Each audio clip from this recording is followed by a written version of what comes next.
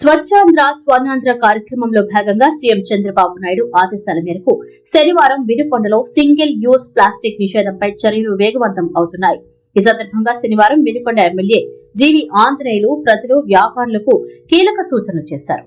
120 microns లోపు ఉన్న పలుచని ప్లాస్టిక్ కవర్లు పర్యావరణానికి తీవ్ర నష్టం కలిగిస్తున్నాయని ఆయన తెలిపారు.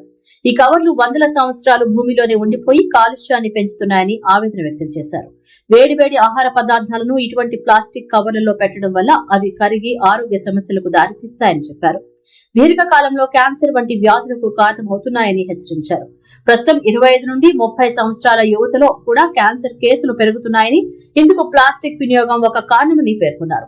అందువల్ల ప్రజలందరూ సింగిల్ యూజ్ ప్లాస్టిక్ వినియోగాన్ని పూర్తిగా నిలిపివేయాలని కోరారు. ప్రత్యామ్నాయంగా పేపర్ బ్యాగులు, జూట్ బ్యాగులు, క్లాత్ బ్యాగులు ఉపయోగించాలని సూచించారు.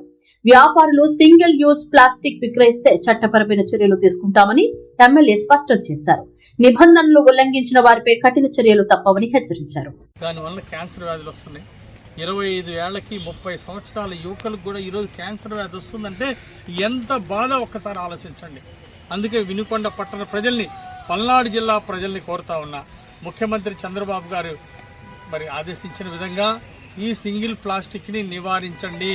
దీన్ని ఎవరు వాడొద్దని ప్రజలకు విజ్ఞప్తి చేస్తున్నా, ఎవరు అమ్మద్దు అని చెప్పేసి వ్యాపారస్తులందరికీ కూడా విజ్ఞప్తి చేస్తున్నా. అట్లాగే ఇది భూమిలో వేస్తే కరిగిపోదు. 10,000 సంవత్సరాలు కూడా ఈ ప్లాస్టిక్ కరగదు, భూమి కలుషితం అవుతుంది. ఆహారం, భూమి నుండి తయారయ్యేటువంటి పంటలు, ఆహారం కలుషితం అవుతుంది. దీనివల్ల ప్రాణ నష్టం, ఆరోగ్య నష్టం జరుగుతూ ఉంది. అందుకే కాగితంతో తయారు చేసినటువంటి పేపర్లు వాడాల్సిన అవసరం ఉంది. అలాగే క్లాత్తో, జూట్ బ్యాగ్స్, క్లాత్తో తయారు చేసినటువంటి బ్యాగులు తక్కువ కాస్ట్కి వస్తున్నాయి. వాటిని మళ్ళీ వాడచ్చు.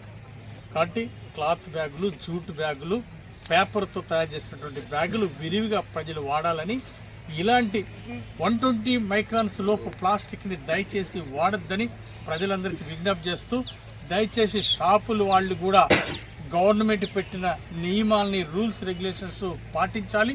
సింగిల్ యూజ్ ప్లాస్టిక్ అమ్మకూడదు. దీన్ని పూర్తిగా నిషేధించింది ప్రభుత్వం.